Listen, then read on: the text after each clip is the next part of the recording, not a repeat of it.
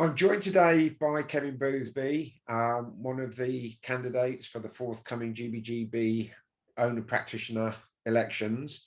I think Kevin is widely known to everybody. I'd like to give him an opportunity to talk about his beliefs as to why he would like to represent the owners. Uh, Afternoon, Kevin. When I was looking through your original notes of your submission, a couple of things came across. One was transparency, and the other was basically the demand or the push to promote ground racing as an enjoyable hobby and an enjoyable sport. Is that how you see things? Definitely, Floyd. I mean, I think over the years we've been massively in decline. And again, we don't promote our sport. I know certain tracks do a lot of good promotional stuff, but we need all to promote it from the GB downwards. So, and obviously from a transparency point of view, we never see figures, we don't see data. Owners need to, owners put a lot of money into the sport, Floyd, and we need to encourage owners, one, to stay in the sport, and more importantly, to get more owners into the sport. We can't just keep, running like we are, and we need to have changes, and it's important that we make that changes. And when you're talking about transparency, what kind of things are we talking about? Well, looking at all things, I mean, yes, we start the year off with £7 million in the pot. We want to know where all that money goes, what money goes for welfare, what money goes for, marketing of the sport. So it's just knowing the breakdown and everything, where we're spending money. Now we're spending money in the right areas. Obviously, welfare is always going to be the biggest denominator. We always have to spend the most money on welfare. That's definitely true for it. But if we can put more money, say, into like owners, like memberships, and giving owners like a national pass so they can go into every track and even get a beer. I mean, why can't we do things like that for sport?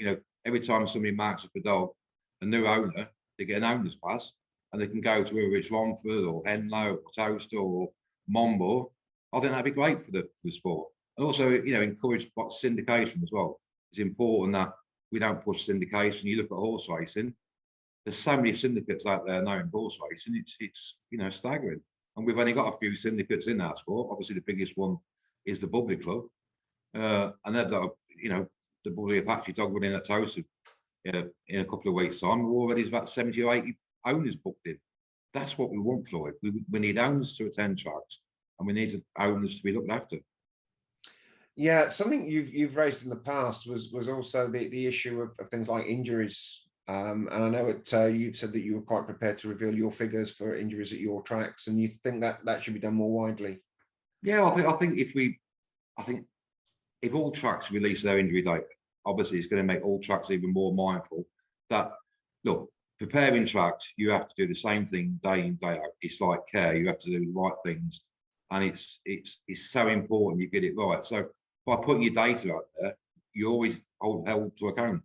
So it's important that if all tracks do bang the data out there, then they'll be judged by their injury data. I know tracks will be nervous by that, but at the end of the day, we also know what we're doing now by running tracks. And, it's like a toast at the moment. We water with a bowser when our pumps are packed up. I know we desperately need the new pumps in to get more moisture into the sand. So, again, everything you can do just protects the tracks. And as owners want their dogs running on safe tracks. Because again, it's no good to owners buying and spending a lot of money on the dog, whether it's 500 quid or £5, to go get lame in the first trial and then be off the months. So we have to make sure we challenge tracks that their track safety is second to none.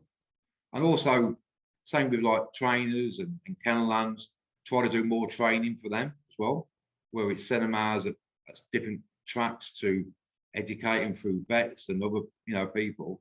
I just think it'd be good all around, Floyd. I think one thing the sport has done, it has silenced the antis over the past year. I think there's been a lot of positive stuff over the bond scheme, the injury recovery scheme, but we can take it further. And I think it's important that we do take it further. We can never rest on our laurels. And it's all about the sport. It's got to always be about the sport. And obviously a big part of the sport is the owners of the sport. Yes, of course. Now, obviously, the fact that you are a promoter, it has caused some discussion, and in fact, we've had people actually on these calls that have said, is it right that a promoter should be putting himself forward as an owner's representative? How do you respond to that? Well, I smile to myself because I don't class myself as a normal promoter. I do my own thing. I don't sit on the RCPA. I don't believe to be any value sitting on the RCPA. You wouldn't have a voice. So I'm totally different to the other promoters. They sit on their boards and they do their things, and I do my own thing. So, you know, and things we've done as a business over the last 12 months has helped the sport massively. I mean, like the 10 cap ones at Toaster. I mean, ask yourself, Lloyd, if we don't come along and put that money into category ones and open races, and bear in mind, during lockdown, we was paying £60 a runner for the open races. If we don't do that, where would the open race prize money levels be now? I'll tell you where, back where there was. So again, it's only because I'll tell you a story. My accountant for years, and he can never get his head around it, since I've had it now, nearly 18 years of promoter though. And every year we used to have the same conversation. He would say, Kev, what are you doing? I said, well, I said, Stuart, I like things right. Do you know what I mean? I'm a dog man at heart. And you're spending too much money. You can't pay this, you can't pay that. That's what I believe in, because it gets into your system. You're a dog man and an owner. You want things right. So, no, I totally disagree when to be classed as another promoter sitting on the board with the rest of the promoters. No, I don't mix with the other promoters, and I just do my own thing for them. I keep myself to myself. I love what I do, and I love ground racing. Simple as. Yeah, and I gather that when we spoke previously, you said that you'd listened to some of the other owners' things. I mean, you certainly haven't been put last on purpose. You're the most difficult person to tie down to get any kind of interview with. But you had listened to the others, and what was your take from them? Very good. I was very impressed with all three. I thought Ian, Jane, and Alan all spoke very well. And like I say, if I did get elected, I definitely, want them three to put their input in with me. And if it can help me sort other things out, that's fine. But I thought they spoke very well. So, which is pleasing to see for them. They're passionate. They're owners, and it's good to see that owners are passionate about our sport, and they want to make a difference, and they want to make change. And that's the key. Can we make change? All the four candidates who can make that change. And it's not going to be easy, trust me. It will not be easy to make any change. I mean, Paul Carpenter, bless him, good guy, great guy. He tried to make change, and he was horrified on how he was treated and what went on, and he resigned. So that's the challenge. Who can make the change? Now, I'm quite confident going on there, and I can make change. Don't get me wrong, it ain't going to be easy. You can't just go and steamroll it and say this, that, and the other. But ultimately, whoever wins and goes on there needs to make change for the better of the sport and for the better of the owner. Will you have the time and the commitment to be able to do it? Of course, will, Floyd. I mean, I ain't being funny. If you look at my life the last 6 months, we're getting Suffolk Downs up and running in Oxford. Once Oxford's completed, which will hopefully be completed over the next 4 weeks, things ease down for me. We've got I employ a lot of staff. We have a director of racing. My brother runs all the track maintenance at all the tracks. We've got loads of racing managers, we've got loads of assistant racing managers. We have bar managers, we have general managers. So we have staff. And again, if you look at some of the other promoters who sits on these boards, they run 4 and 5 tracks themselves, and they still have time to do it. So why should it be any different for me? I mean, obviously, you've had quite a few dealings with GBGB over a period of time, and there are people who say that nothing changes. I know even Peter Harnden has kind of been quite frustrated, but you think change is achievable? Yeah, of course, yeah, Floyd. I mean, I've had a process with the BJRF, and fair play to the BJRF. They've listened to me. I've never agreed with the 1-year rule for a new promoter. I've been a promoter for 18 years. But even so, they have procedures in place. And if you're a new track opening, you don't get funded. But we've been persistent, and we've put our case forward to them.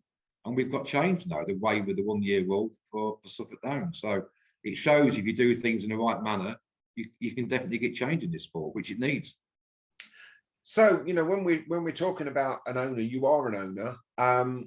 What kind of additional things would you like to see from the Greyhound board to help owners? You've talked about passes that would enable you to get into other tracks. Is there anything else that you'd like to see?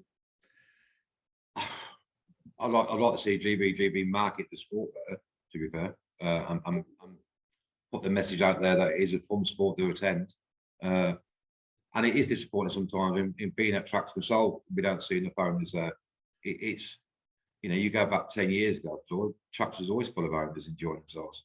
And it's so important we get back to them sort of levels if we can. I know it's going to be a challenge, but you know, we need to task the GVGB by doing more. Simple as. So it'd be a, you know, it'd be an interesting one. You talked before about like an owner's portal and getting greater involvement for the owners, things for them to see, to be able to follow the dogs, that kind of thing. Yeah, owners like fun. I mean, it's like owners when you know you put on a little competition and a little prize money, a trophy and a nice jacket. Owners looking at that sort of stuff. You know, I'm sat in the office now. I've got loads of trophies around me, and I love looking at the trophies. It's nice. You know, I mean, go and stroke your dog on the presentation, pick your trophy up. You feel worth something, Floyd, don't you? Do you know what I mean? We all love a dog, whether it's an A10 or an open face. It's so nice. So, you know, and doing a portal where you can get all your stats. I know obviously the Racing Post, they do good stuff now. You can watch the races back.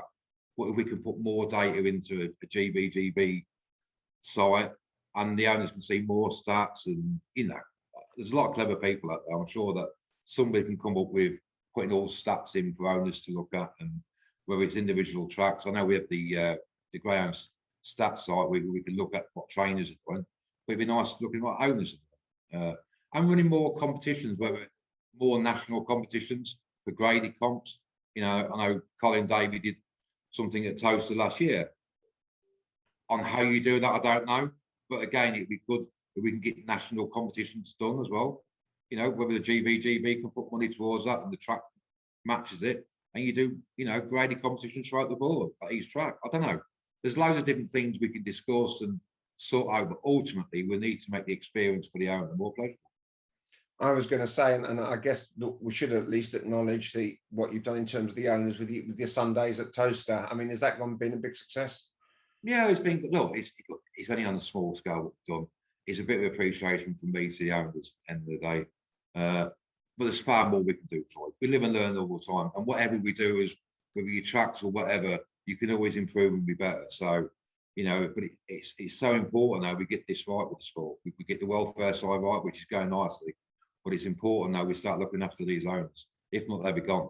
And we can't afford to lose the owners. And that business model is, you know, yes, I own a lot of dogs, but it's not, you know, we need the owners massively in our sport, and we need new owners. And that's what excites me about Oxford. We're going to get a lot of new owners into the sport, but let's give owners a good time. Let's give them a good deal. And it's so important we achieve that.